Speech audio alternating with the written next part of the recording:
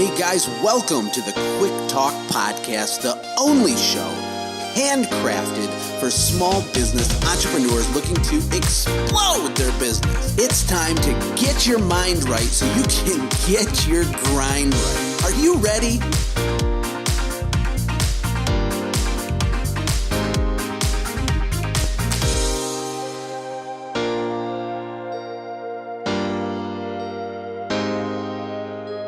You have to be most concerned about the journey. We get hung up on the mountaintop experience. We get hung up on the destination. But the most important part of it is the journey. Hey guys, Josh here, bringing you no fluff, straight to the point business insights from some of the business success stories from all over the world. And today we have a very unique guest, my actual business partner and friend, Chris Phillips from Fenton, Michigan, born and raised.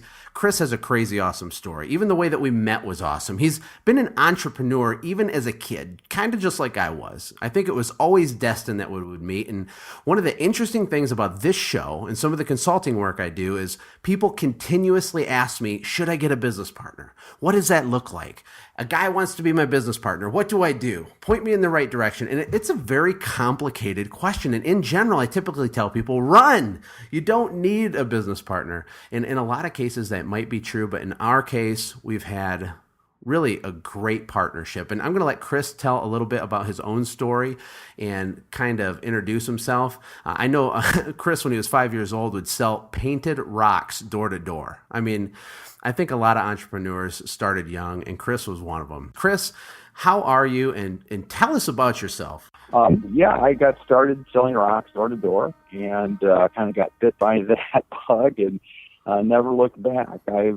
Through the years, I've had too many jobs to count. But what always pulled me back was being the captain of my own ship and having that entrepreneurial spirit and just wanting to go and just make my way and do it my own way. And I got into this type of work thinking that I was going to be able to make a lot of money without a lot of work. And through trials and tribulations, I figured it out. It can't be done. You've got to really put your head down and work hard. Well, I can relate to that firsthand. I mean, I think when you're young, you have a lot of zeal, a lot of ambition, but the work ethic and the discipline kind of lags behind a few years. At least for me, it did. Yeah. Yes, for me too. I stubbed my toe and bumped my head along the way. Yeah, I always say pain is an excellent teacher, right? Absolutely. Well, Chris, one of the interesting things about you, in my opinion, is that people don't know you exist. And Birds Beware, people in the cleaning industry know about Birds Beware. They know about, Send Gym, our software company. They know about Window Wealth, my ebook. But they don't realize that all of those things exist only because I had you as a partner by my side. You've been way behind the scenes. You've never wanted to be in the spotlight at all, but you're just plugging along in the background, doing all kinds of huge stuff to make all of our businesses succeed. I know you have a heart to help people, and you do a lot of consulting and coaching. Tell us a little bit about what it's like to kind of let me be more in the front and in the limelight a little bit and go under the radar. Is that something that you're just more comfortable with? How did that happen with us? Well, I think when we first started talking about bringing our companies together, Josh, I knew at that time, and I prayed about it, and God really kind of directed me that I was going to have to be first mate.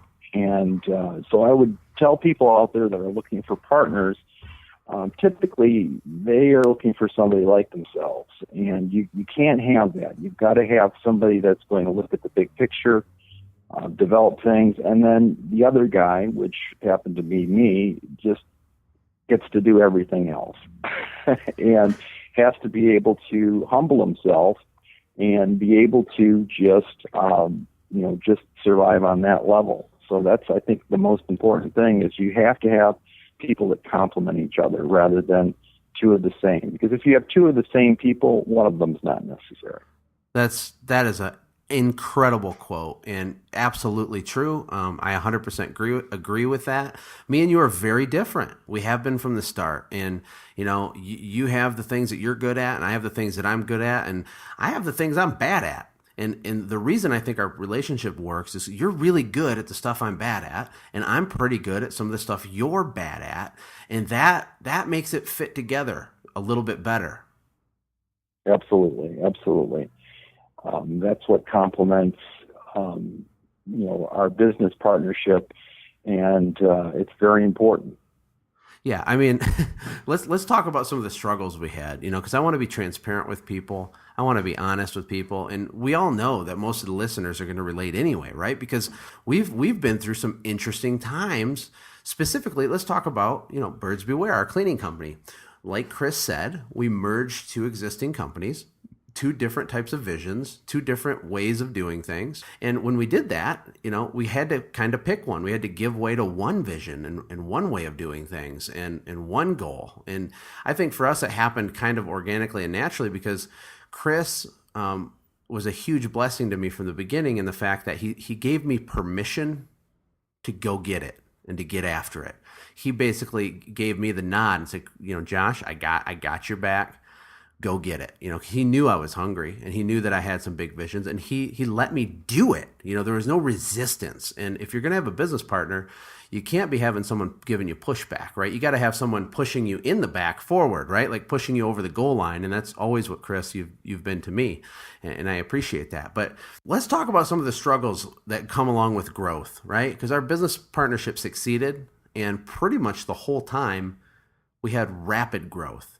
And my God, was that stressful? Yeah, but it was a lot of fun too. I just knew going into it that I was going to, if it called for me to do gutters, and clean them up by hand, I was just going to have to go do that.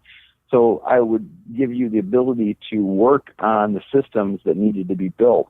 I knew going into this that if I was going to be on, the captain of my own ship, it was going to be a small boat. And I fortunately had the vision and the humility to understand, even though you're 16 years younger than me, to just humble myself and let you build the systems, give you the space, and do whatever it took to give you the ability to do those things. And I'm glad I did. It paid off handsomely. And, the most beautiful thing about it is we got to the point where we didn't have to come into work every day to do the work that was before us. Josh had built systems and it ran itself. And that's a beautiful thing. Yeah, absolutely. And we had financial stresses, employee stresses, personality stresses. We had a lot of different stresses, but here's something I want to say to everybody that has a small company and they're listening to this and they're trying to figure out how this relates to them. When you're in the early days of trying to automate and systemize your business, sometimes it feels like you're not really doing anything. It doesn't feel like you're doing really important stuff when you're working on a PDF or a Word doc or some sort of flow chart to develop some procedure or process for some part of your company. It's not something that's really particularly sexy to do. And from your perspective, Chris, you would go out and deal with the angry customers and do all this stuff that I needed freedom from to be able to focus on the systems. And when it's in the early stages, there's a huge trust factor that goes along with that, right? Because Chris didn't really know exactly what I was doing. He knew I was doing stuff, and he was going and doing physically hard stuff, trusting and hoping that what I was doing was really going to work out. And it did, but I mean, what did that feel like when we were going through that to you? Well, there's a lot of times where you get resentments and, you're like, why are you doing this? And, you have to have a tremendous amount of trust for people. Josh would lock himself in his basement, in his room, and work on things. And, you're out there busting your hump and, making the money, and you're wondering, well, I hope he's working on it. But I did have the confidence that I knew that you were self-motivated enough that you were going to get these things done. And it did pay off. But there's, you have to have the trust and you have to, have faith that it's going to get done. And in our case, it did. And it was a blessing. Absolutely. And I know that a lot of partnerships fail. I mean, that's just a fact. I'm not telling people, listen to this. Yeah, go get a business partner. It's a scary thing to get a business partner. It's like a marriage, and there is total transparency. You can't hide stuff from your business partner. It's literally an intimate, very, very, It's a very great thing if it works, and I can see how it could be an absolutely horrific thing if it didn't work. If you glue two pieces of paper together and then later try to rip them apart, that's kind of what tearing a business partnership apart would be like. Like it doesn't work. It's very messy. For me, I'm more of a fly by the seat of my pants kind of guy, and so I've got to admit it was difficult for me to wonder what you were working on. And is it really necessary? Gosh, we could make so much more money if you would just get out in the field with me and run a crew. It took a lot of faith. Yeah, it's been an incredible journey. And, I was talking to a guy last week, Chris, actually it was Saturday. Today's Monday. And he was asking me, should I get a business partner? I want to get a business partner. And usually this question comes up when people are super stressed out, they're starting to panic, and they want someone to come save the day.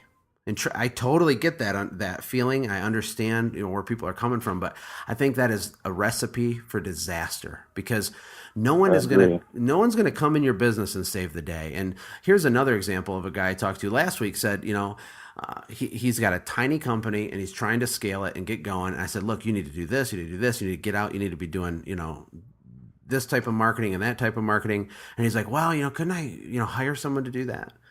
And I said, look, the reason you're asking that is you want to hire someone because you don't want to do it, not because you need to be focused on something more important, right? And there's a distinction there. And I think little companies think that their business partner will come in like Superman and just save the day. But you see, the problem is both partners are waiting for the other one to save the day. And that's why it eventually blows up in your face.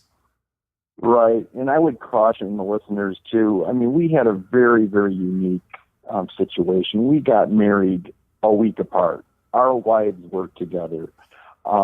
Josh is an A-type personality. I work well with A-type personalities. We blended well together, and I don't think that is typical. I wasn't looking, to have to be motivated. I just needed somebody that could do the things that I couldn't really do. I mean, if it wasn't for Josh and our business, I would still probably have a very small company, because I wouldn't have gotten off the ladder, and I wouldn't have after everything that I had to do, start at 10 o'clock at night and start writing down systems and business plans and things like that.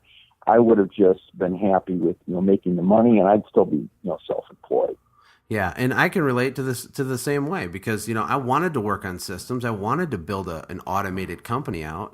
But if I'm running a crew, if I'm in the field for year after year after year, it's not an easy thing to keep working after you go home until 2 a.m. to do that, because it takes a long time to really build out an infrastructure for your company. It can't happen overnight. So I'm a little bit lucky. I had a head start. People don't know that. They don't understand that I had a huge advantage in having a really solid business partnership with me for very early in our company. I was only in year 3, I think, when we brought our companies together. And that did give me a leg up, and I want to be transparent with that. No, one of the key things that I think we're leaving out here is the money aspect of it, where we were in similar situations where we could just take $500 a week and pour everything back into the company, and we did that for years. We stuck to our guns, and we reinvested all that extra money back into the business. That is a gigantic point. And I did an interview on Quick Talk with Chris Lamborghini's, and he was even more hardcore than me and you were. $500 a week is just nothing to me, and it was hard for your family and for mine, and we did take that salary for years. And, at the end of the year, we'd usually take an owner draw because we'd have some excess profits and whatnot. But during the season, we were really focused, and it was lean. Chris Lamborghini's would pay himself like $0 a week, and his company was doing $100,000 a month. And the point is this: one of the biggest reasons small businesses fail is that they don't fuel their growth. They don't finance their own growth. You have to pay money to grow your company, period. You will not get out of that or get around it. You have to literally purchase customers. It costs cash. It costs reinvestment in equipment and supplies and trucks and employees. And you have to put that out there to work for you. And people just don't. They're scared to, send 100 postcards out and spend $50. You need to spend $5,000. And some of these guys suck all of the cash out of their business and they choke it. Absolutely. Or their partner's their wife, and she has different designs on where the money should go. I've talked to a number of people that, hey, I should really be reinvesting this money back in here, but my wife isn't feeling the same way. So it's tough. You've got to really stick to your guns, and you have to have a plan. And you got to have clear vision. And one of my things in my ebook that I talk about is beginning with the end in mind. I didn't invent that concept, by the way, but you need to start your business with a clear understanding of exactly where you're trying to take it. What does it look like? What does it smell like? When you close your eyes and you envision your company and you walk into the office, how many people are in there? You got a phone sales team in cubicles. You got 15 trucks in the driveway. What's going on? And then reverse engineer backwards from that point to today. And having that focused vision makes it easier to make money decisions, while you're still in the process. Listen up. Now remember, being self-employed is not the same as being a business owner. And if you are looking for a way to automate your business and build yourself a clear path to the dream that keeps eluding you, then check out my online small business bootcamp.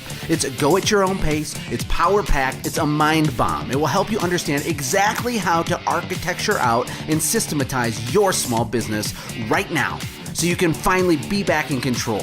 Go to windowwealth.com right now and check it out. Use the code MINDBOMB to save 30%. It's time to invest in yourself. Well, let's talk a little bit more about you and your story. I mean, you've had several different companies. You've always made good money. I mean, even when you were young in your 20s, you could go out and make $1,000 a day. You've always been a natural salesperson. You sell like it's nobody's business. You genuinely care about people, and they know that you do. It's genuine, and so it just works for you. You're awesome with customers. You're awesome with people. Tell us a little bit about your story, and tell us a little bit about some of the struggles you had when you were on your own. And some of the mistakes you might have made. Well, Josh, I don't live to work. I work to live, and I've kind of always been that way until I had a family, and then now I'm having to, I better start saving for the future. I better start planning better. My biggest challenges were just to be able to motivate myself past what it takes for an entrepreneur to get over the hump and not just being self-employed. So, yeah, I could go out and make money, but then I would coast. And I think that, that's one of the reasons a lot of businesses fail is we just tend to get lazy. I wanted to make a lot of money the easiest way possible so I could enjoy my life and enjoy my lifestyle. And it just doesn't work that way when you're starting a new business. You've got to be all in or it just doesn't work. Yeah, it just flounders. And Dave Ramsey says you need to live like no one else today so that later you can live like no one else, right? And you can live for your family in your free time. And that is at the core of my bones. What I want more than anything is to have freedom of time. And so even though I'd work 100 hours a week, it was because I wanted freedom of time. So I was willing to live like no one else now so that I'd have a chance later to live like no one else. I also remember you telling me a story about, you would hire someone. They weren't good at doing, pressure cleaning. I think you had a pressure cleaning company at the time, and you weren't patient with them or something. And you would say, get out of the way. Give me the thing back. You're fired. Or they'd be standing around, and you'd have to tell them everything to do. It's like, thanks, please. I'm up here. You can hand me that. I don't have to ask you for it. Please. Drive me nuts. And so, no, I'm not a good coach. And you need to be able to invest in your people. And that's one thing I've learned through this experience is that you have to take the time and listen to people. You have to care about them. You have to know what their hobbies are, what their dreams are, what their wife's name is, what their kids' needs are. If you don't, they just become, another body, and people see right through that. I totally agree, of course. And company culture is critical. And listen up, guys. Your company culture starts with you. If you're the only guy, you got to be the culture.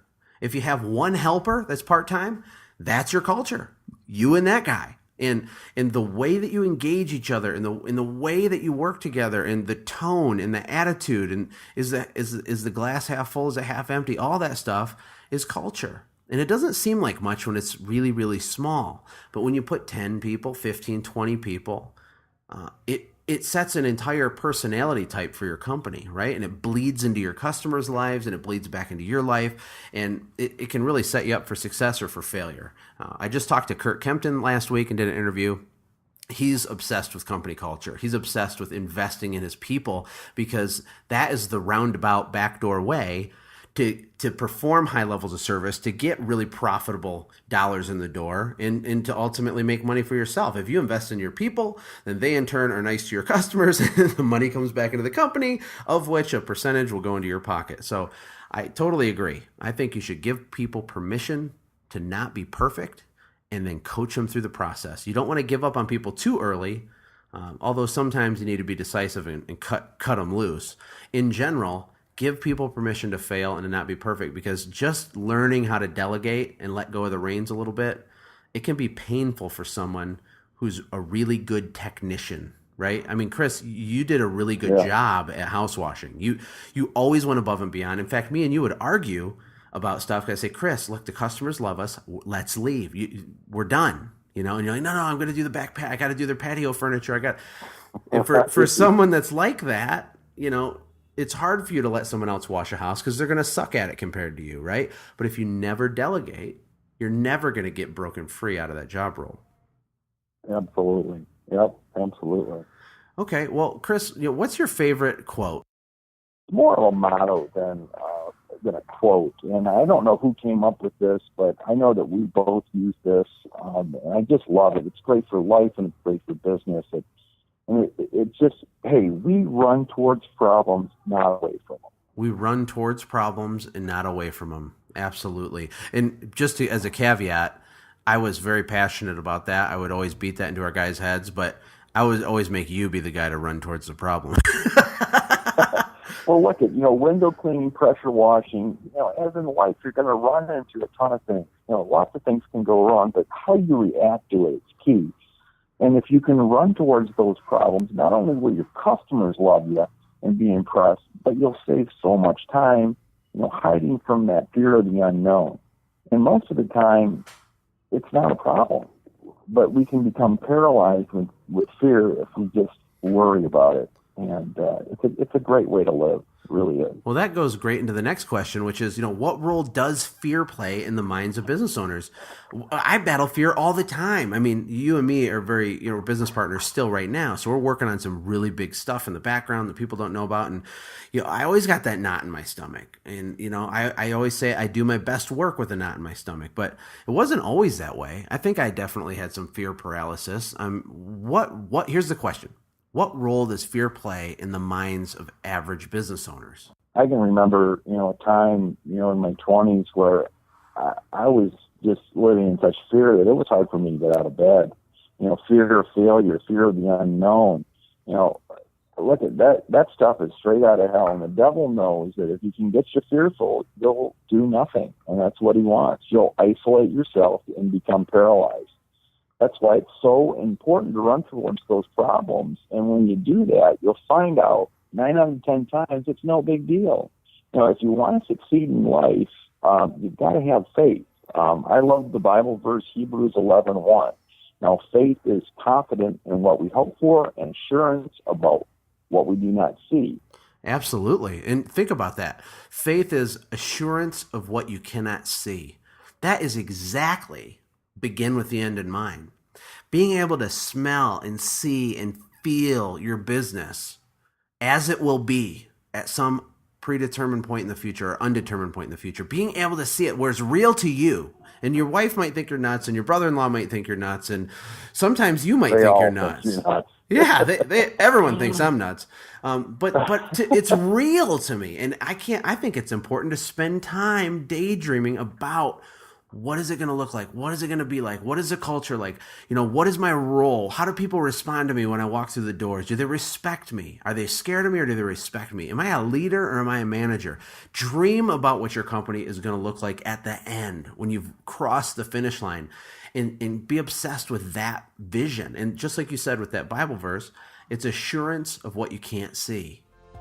Are you looking for a simple way to get more sales, more referrals, and strengthen your customer loyalty? Look no further than sendjim.com. It was handcrafted for you as a powerful tool that will automate your follow-ups after the sale. Imagine being able to stay in contact with your customers all year long by pushing a single button on your smartphone.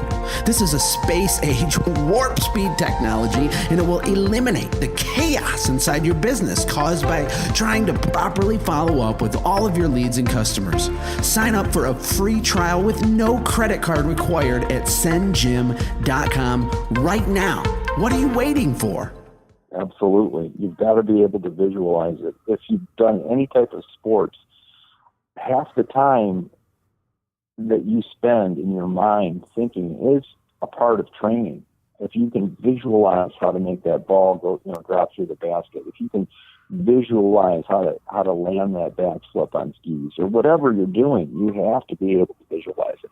Yeah, I hear a lot about that in pro baseball. I mean, some baseball pitchers will sit with their eyes closed and just think about themselves pitching. And they'll prep for an entire game, literally just visualizing themselves throwing strikes. And that might sound weird or cuckoo to some people, but what you focus on, you find, and it will manifest and become reality. That's why if you focus on fear, things typically will catch on fire and burn to the ground, right?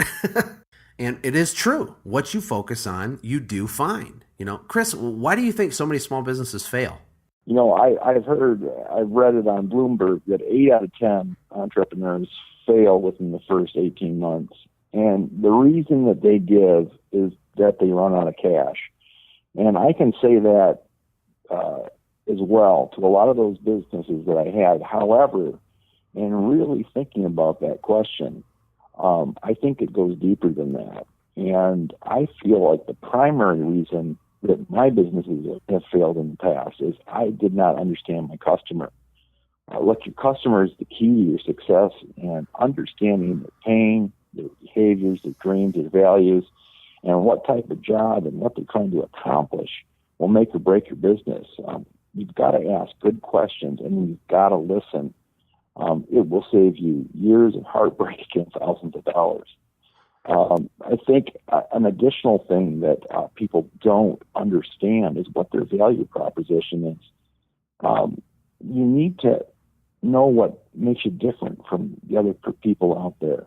And then you have to spend a ton of time, and I know you and I have done this, of thinking and planning out and being able to communicate that in a short, concise way. But if you're willing to work hard in the beginning, you can build a system that runs without you even being there. In this line of work, you're working the hardest when you're making the least. And then you're making the most when you're working the least. And that is a beautiful thing. That is absolutely true. When we were making the most money, I mean, we were having, I think, $30,000, $40,000 weeks. When we were starting to really roll with the cleaning thing, we weren't really doing anything. I mean, we didn't have to. We were around. We drank coffee. We'd go play ping pong. We'd start talking about our software company, and we'd start moving on to the next project. But that could only happen because we front-end loaded the first few years of our business with huge amounts of hours, right? Right. Nobody sees that. They just see the success, and you have to be careful with your employees because they'll see that, and they have no idea what goes into that. And then that's another reason you have to spend the time and get to know them and let them know who you are and what it's taken to get where you're at. Yeah, and we've always had a policy of transparency. This is a personal preference thing, but we've always been open about numbers, revenue, what the goals are, what we're doing per crew, what the crew hour is, what everybody can make. The pay structures for the different, job titles that we had. I always laid it right on the table. And I'm glad that we were transparent. A lot of companies will just not share that, but I think it's important just to have that, that team mentality, and people can understand what they're working towards and what the possibilities are. Speaking of quotes, you actually gave one of my favorite quotes. Everyone always sees the wine, but they never see the crushing of the grapes. Absolutely. And that is incredibly powerful because, people look at Mark Cuban, and they'll say, man, look at that guy. He's a billionaire. It's so lucky. Man, that guy's lucky. I wish I could be like him. I wish I could be a billionaire. They weren't with him when he was eating ketchup sandwiches for 8 years, right? Living in an apartment with like 10 guys, right? You know what I'm saying? Exactly. So there's no substitute for hard work. You have to be most concerned about the journey. We get hung up on the mountaintop experience. We get hung up on the destination. But the most important part of it is the journey, the everyday drudgery. If we can find joy in that, then we'll be successful. Wow, that's really profound, and I definitely struggle with that myself. I'm very focused on the destination to the point where you almost can't enjoy the small wins that you get along the way, which is really crazy. So hopefully everybody listening out there can take that to heart. I think that's really good advice. Chris, let me ask you a question here. What is, you're not a huge reader, I don't think, but I know that you do read, and when you do read, I see these giant, like super complex, crazy old books and stuff, and I'll be reading like a business blog, and you're reading some weird theological something, but what's the best book you've read in the last year? Well, Josh, by far, it's the Bible. I spend a lot of time reading the Word, and I spent most of my earlier years not believing in anything, and without a faith in an absolute truth, my life was just a mess. When I was about 30, a friend of mine challenged me to read the New Testament, and I did it really grudgingly. But the more I read, the more I just was like, wow, I truly believe it's the best sales book ever written, because what it teaches you is to care for others. And this is something you can't fake. It also puts to death that great paralyzer fear. If you know the end of the story and you know that you win, then who cares? You can get up every morning and enjoy the journey. And it also is the only book that I've ever read that is living. And what I mean by that is I can read the same verse 10 times over, and it hits me for where I'm at in that particular day. It continues to just to benefit me and my business.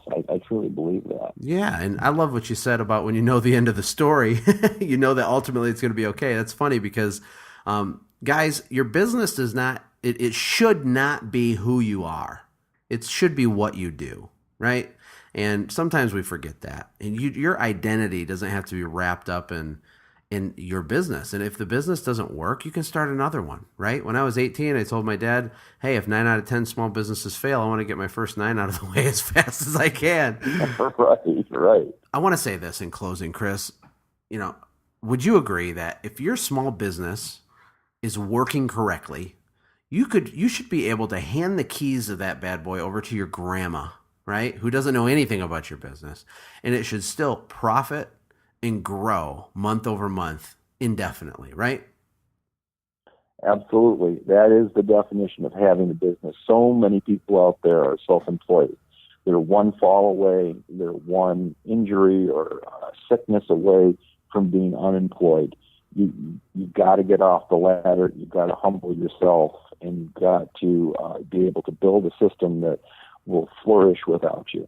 That's right. And you can't always be the quarterback, guys. You got to start trying to be the coach and let someone else be the quarterback. Learn to delegate and set yourself free. Chris, I want to thank you so much for joining us today. I think you shared a lot of really cool insight. And one of the number one questions I get is how does partnerships work, and should I get a partner? And hopefully we've given some people some good insight into kind of our partnership and what that's been like for us. Thanks, Josh. Hey, thanks for hanging out, friends. And from all of us here at the Quick Talk Podcast team, we hope you loved today's show. We hope that you were inspired to become a doer and not just a listener. Apply what you've heard today in your own business and watch things change for the better. Lastly, remember that all the money in the world can't save your soul. Seek first the kingdom of God, my friends. We'll see you next time. For more information about the Quick Talk Podcast or Joshua's other businesses, visit our website, quicktalkpodcast.com. Have a blessed day.